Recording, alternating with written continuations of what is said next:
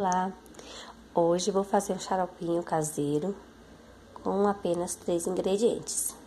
Ele leva folhas picadinhas de laranja, da folha da árvore, da planta da laranja, beterraba fresquinha, tem que ser bem fresquinha, que ela tá ainda, você vê que tá vermelhinha, e açúcar.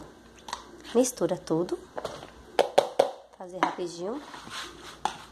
Coloca mais ou menos, aqui tem uma beterraba grande, 10 folhas de laranja, e coloca mais ou menos umas 10 colheres de açúcar. Deixa curtir e coloca na geladeira. Apenas isso.